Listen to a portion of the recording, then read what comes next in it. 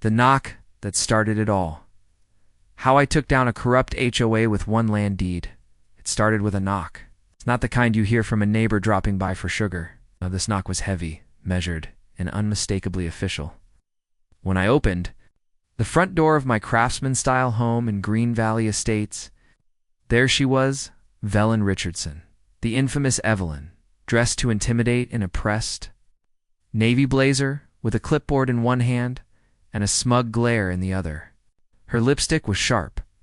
Her eyes were colder than the November wind brushing through the pine trees behind my house.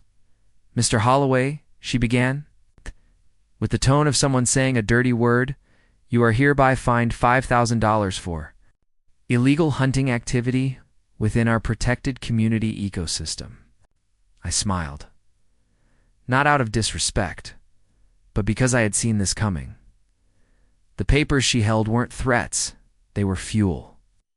Because what Evelyn didn't realize was that she hadn't cornered me. She'd lit the fuse that would unravel everything. And by the time it was over, the very land she thought she controlled would be in my name. The HOA board would be dissolved. Evelyn Richardson's name would be synonymous with scandal. Let me explain how it all came apart. A veteran's escape from bureaucracy, burnout, the burden of noise after. Nearly 2 decades of chasing structure from rigid military. Routines to the artificial constraints of the tech world I finally snapped. 8 years in the Army had taught me discipline, resilience, and how to lead under fire. But it also left me with a craving for quiet that the modern world couldn't give. Combat zones are loud, yes, but it's a focused kind of chaos. The real noise, the one that wears you down over time, is the slow, daily grind of meaningless meetings, endless metrics, and fluorescent lights that hum with the same intensity as your overworked brain. When I transitioned to civilian life, I thought I'd made it. Landed a secure job in cybersecurity at a prominent Seattle tech firm. I worked with million-dollar firewalls and billion-dollar egos. Every day was a blur of back-to-back Zoom calls, pinging Slack messages, and mid-level managers reminding us to think outside the box, while stapling us to policies that made innovation impossible. 5 years into that life, I realized I wasn't living why I was surviving. I was stuck in a cycle. Wake up tired, drink coffee to mask it. Fix other people's digital mistakes, stare at spreadsheets, log off, and start again. And for what?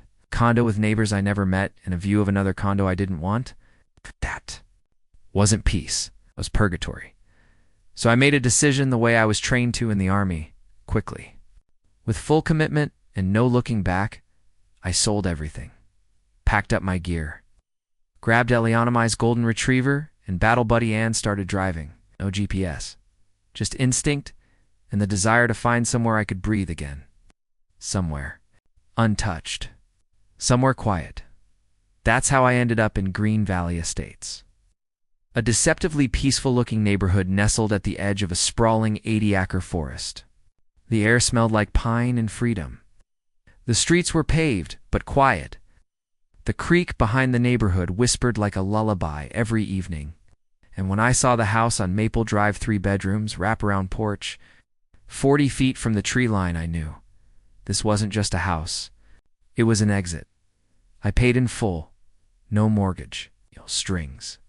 The real estate agent, a bubbly, overly rehearsed woman named Leslie, gave me the usual sales pitch.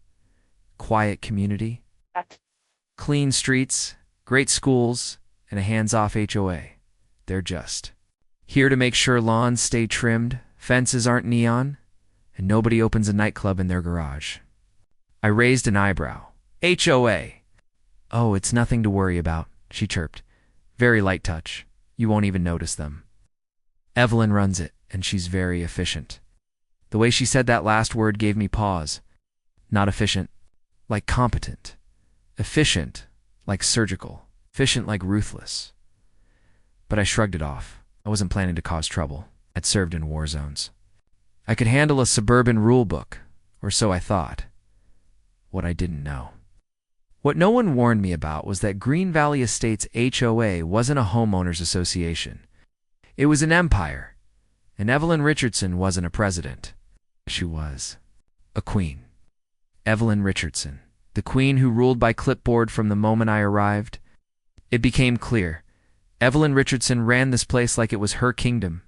The HOA was her throne, elected 6 times in a row, always unopposed. Not because she was beloved, but because no one dared to challenge her. She was 38, sharp as broken glass, and practiced law at one of the city's most expensive firms. She carried herself like a woman used to winning in courtrooms and crushing opposition with legal technicalities. Even the birds seemed to chirp quietly when she walked past. Her wardrobe, a rotating selection of designer athleisure that somehow looked like armor. Her constant accessories were a clipboard, a Bluetooth headset, and a look of perpetual disapproval, like she was silently judging everyone's grass, length, and mailbox paint from a distance. She had a tight-knit circle of HOA board members who were less like colleagues and more like loyal guards. Her vice president, Marcus Bennett, was a retired insurance adjuster who treated the HOA bylaws like sacred scripture. The treasurer, Richard Cooper, looked like he hadn't smiled in a decade. And then there was her husband, Trevor Adams, the quiet puppet master behind it all. Trevor ran a design firm called Green Vision Consulting. It sounded eco-friendly, but really, it was a we-loyaled machine that landed every single design contract issued by the HOA. Dog parks, benches, signage, community gardens, you name it, Trevor's firm designed it. Coincidence? Not a chance. From the outside, Evelyn's HOA looked like a model of order. Trimmed lawns, HOA-approved garden gnomes, neighborhood watch signs, weekly wellness walks that were less about exercise and more about surveillance. Every Saturday morning, I'd see the same group of residents power walking through the streets, led by Evelyn in pristine leggings and designer shades, holding a color-coded binder like a general leading her troops. I called them the Lululemon Patrol. I waved, kept my head down, paid my dues on time, didn't paint my fence red, didn't leave my trash bins out overnight, didn't play loud music. Basically, I stayed invisible. But Evelyn noticed everyone. And when she learned that I wasn't just a veteran with a golden retriever and a camo jacket, but a man who spent time in the woods with a hunting license, her curiosity turned to concern. You see, I had a hobby, one that didn't align with her curated community image of pastel flower boxes and yoga mats. I hunted. Not recklessly, not dangerously, but with discipline, permits, and respect for the land. Hunting for me was therapy. It was quiet, still, and real. But to Evelyn, it was a threat, not to safety, but to control. To her was the unpredictable variable in her spreadsheet neighborhood. She didn't like variables. She liked obedience, and I was about to become her worst nightmare, a neighbor who knew the law better than she did. A quiet hunter in an old man's forest, my grandfather taught me to hunt when I was 12. Not for trophies. For food, respect, and understanding of the wild. I never killed for sport. It's only for sustenance, always with permission. So when I discovered the woods behind my house weren't actually HOA property, but privately owned by a man named Frank Williams, I did the right thing. I called him. Frank was 83. Living in a trailer down in Florida, body worn down from time and arthritis. When I asked if I could hunt responsibly on his land, he chuckled. Son, I haven't been up there in years. I'd rather see someone using it who respects it than let it rot. Knock yourself out. Just send me a photo if you get a big one. I did. November rolled in, crisp and quiet. One morning, I tracked and ethically harvested an 8-point buck. As I knelt in the pine needles preparing to dress the meat, voices broke the silence. Evelyn, with 3 HOA members, hiking poles in hand. Shock written across their faces like they'd caught me burying gold bars. The screech heard round the trails. What in God's name are you doing? Evelyn gasped, snapping phone photos like paparazzi at a crime scene. I have written permission, I said calmly. This land is not HOA managed. It belongs to Frank Williams, but she didn't care. To her, it wasn't about facts, it was about control. She accused me of violence, of destroying the community's image, of threatening lives. With armed activity, One of her minions even called me a militia type. 3 days later, I got the envelope. A $5,000 fine, official HOA citation, veiled threats of escalation, mention of liens, talk of reporting me to local authorities. That was her mistake, because I wasn't some uninformed newcomer. I had spent 5 years working as a compliance analyst in Seattle's legal tech sector. She had just picked a fight with the wrong vet. The web unravels one deed at a time. I pulled records, maps, tax rolls, everything. What I discovered shocked me. The HOA had not only lied about owning the woods, they had monetized them, created pamphlets calling the area Green Valley Nature Trails, submitted grant applications, listed fundraisers, designed entire blueprints for the Evelyn Richardson Nature Preserve, all without owning the land, without asking Frank Williams, without legal standing. I called Frank again, laid it all out, sighed. Figures thought my property taxes were creeping. Tell you what, you still want it? Amanda Lewis, a brilliant real estate attorney I met during my Army days, handled the sale. I bought all 80 acres for $750,000 market value, clean title. Just like that. The land Evelyn had ruled over was legally mine, and she didn't know it yet. The reveal, she knocked again the next week. Same attitude, new paperwork. She was escalating. The fine now, acting like she was City Hall. I didn't speak, just handed her the manila envelope. Inside, the deed, my name, my land. Her nightmare. You have 7 days, I said, to remove every bench, birdhouse, trail marker, and sign. Or I'll file trespassing charges and send you the bill. Her hands trembled. Her mouth opened, and she spit. You'll regret. This no, Evelyn, I said. You will. The community turns word spread like wildfire. I installed trail cameras, posted private property signs, built a modest fence along the most trafficked path. Reporters caught wind. Emily Chen from the Valley Chronicle published a piece that shattered her image. HOA president builds park on land she didn't own. The community split. Some called me a bully. Others started asking hard questions. About the money, the permits, the brochures. At the next HOA meeting, Evelyn's vice president tried to gaslight the room. We only acted to protect community interests, he said, and never contacted the owner. Never verified the title? I shot back. That's when the tide turned. The fall of a tyrant, 2 weeks later, an anonymous whistleblower, Ancy Roberts. The HOA secretary emailed Emily Chin and me. She had evidence. $75,000 in Nature Park. Donations funneled into Green Vision Consulting Trevor Adams' company. Invoices, contracts, no-bid projects. All rubber-stamped by Evelyn herself. That night, residents drafted a petition. Over 70% signed to remove Evelyn and Marcus. Emergency board vote. They were gone within a week. Sarah Johnson, retired teacher, mother of 2, and a respected voice. In the community was named interim president. The HOA was falling.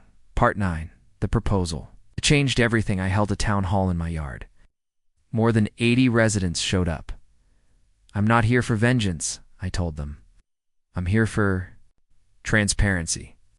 I proposed converting the land into a permanent conservation trust, open to the community for hiking, fishing, nature walks, but free from HOA control.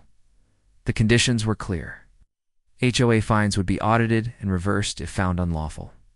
Term.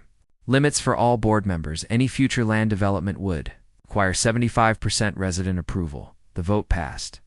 Unanimously, Green Hollow Reserve, the land that healed us, Allen, the end.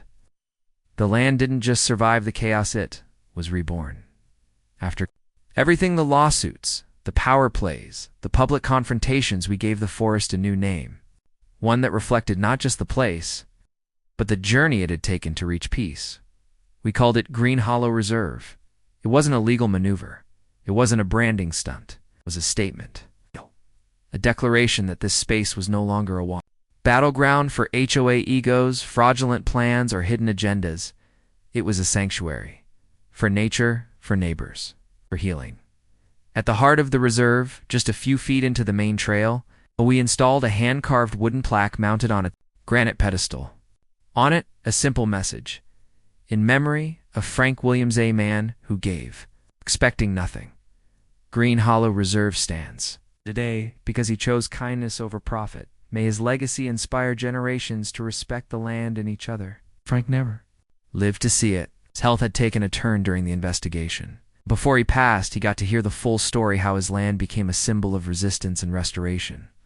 I made sure he knew that this forest, these trails, this community was all standing stronger because of him. Sarah Johnson. My neighbor, and one of the first to stand beside me when things got ugly, was elected unanimously as the first director of stewardship for the reserve. She had a background in environmental education, a fierce love for community, and, most importantly, trust of everyone who mattered. Under her guidance, we didn't just preserve the forest, we brought it to life in ways the HOA never imagined. A forest for everyone. Transformation of Green Hollow Reserve wasn't just about reclaiming land. It was about rebuilding trust. We opened the trails to public access, but with structure. Amanda Lewis is my legal advisor and close friend, helped file the necessary conservation permits. Local students helped design educational markers along the paths, each one teaching something. How to identify bird calls, the science of stream erosion, the life cycle of forest mushrooms every few Saturdays. Sarah led guided walks for children from the local middle school. I saw them crouched by the creek with magnifying glasses, catching glimpses of frogs and tracing the ripples of freshwater snails. Veterans, some with PTSD, some just needing fresh air and quiet, came with their service dogs, walking slowly beneath the canopy of pine and maple. They'd nod when we passed, and I always nodded back. We didn't need to speak. We just understood. We even added 2 small wooden bridges, funded by community donations and built by volunteers. One crosses a narrow stream. The other leads to a bluff with a view so clear you can see the sun rise over the rooftops of Green Valley. I named that spot Freedom Lookout. A new chapter for the HOA, the Homeowners Association, didn't disappear. It changed. The board was reduced in size. The bylaws rewritten. All financial decisions now required multiple signatures and were made public on a neighborhood portal. Every quarter they held open budget town halls. Every resident had a voice. Transparency replaced tyranny. Gone were the fines for slightly crooked mailboxes or excessive mulch in unauthorized flower beds. Instead, there was collaboration, clarity, and for the first time in years, mutual respect. And perhaps the most poetic moment of all? Every previous fine levied under Evelyn's administration was officially reviewed. Many were reversed. Refunds were issued from a recovered fund, once bloated with miscellaneous consulting fees. It wasn't just about the money, it was a symbolic cleansing of everything she'd twisted for control. Evelyn's exodus for Evelyn Richardson. She disappeared almost as quickly as she had risen after the fraud investigation, public humiliation, and complete loss of influence. She quietly listed her house below market value and left Green Valley within 4 months. No farewell party. No goodbye emails. It's just a for sale sign, a moving truck, and a final flicker of her empire being dismantled box by box. She relocated to Arizona. Right here she's now living in a small gated community with no HOA authority. Her name? Unspoken? Her reputation? It's tainted beyond repair? People remember her now not as a community leader, but as a cautionary tale, living reminder of what happens when ambition overtakes integrity. Legacy of the land today. Green Hollow Reserve is more than a patch of forest. It's our village's soul. We hold an annual trail festival each spring. Kids paint signs, neighbors bake. Local musicians play acoustic sets near the creek. Veterans share stories over coffee and campfire. It's messy, it's real, and it's ours. We've planted a memorial oak sapling this year. Next to it is a second plaque. Peace is not the absence of conflict, but the presence of justice. That quote sits under the names of every resident who stood up not just for me, for truth. Green Hollow taught us something simple but profound. You can't outsource community. You have to fight for it, build it, share it. And when power corrupts, it's not laws that fix it.